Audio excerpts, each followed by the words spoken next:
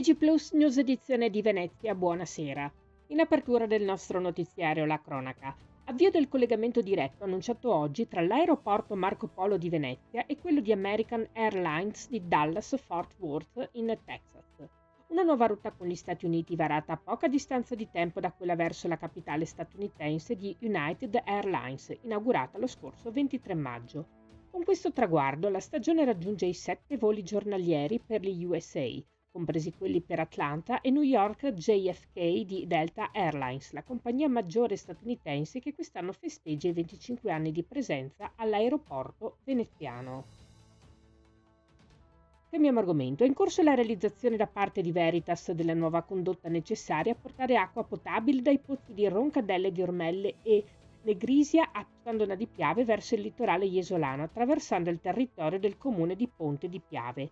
I lavori si concluderanno alla fine di giugno con il lavaggio della condotta e le analisi di laboratorio, essenziali per verificare e assicurare la potabilità dell'acqua. La nuova infrastruttura sostituisce e potenzia le attuali tubazioni che risalgono ormai agli anni 50, obsolete e fonte di numerose rotture e perdite di acqua. L'importo dell'opera, che coinvolge anche il comune di Ponte di Piave, che non rientra tra quelli nei quali Veritas gestisce il servizio idrico integrato, è di 8 milioni e mezzo di euro, necessari per realizzare in 3 anni oltre 7 km di condotte di ghisa del diametro di 800 mm. Voltiamo pagina. Uno spazio comunale situato in piazzetta Carducci nel contesto del complesso Podium sarà destinato ad accogliere esposizioni di artisti locali.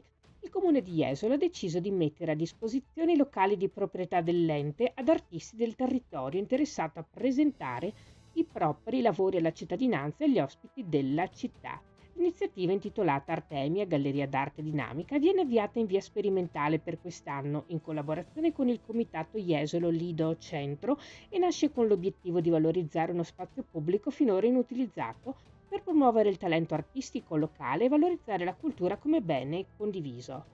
Lo spazio sarà concesso gratuitamente su prenotazione per mostre personali o collettive, secondo un calendario condiviso con il comune. La prima esposizione sarà visitabile nei prossimi giorni e proporrà delle opere dell'artista iesolano Davide Petrazzi.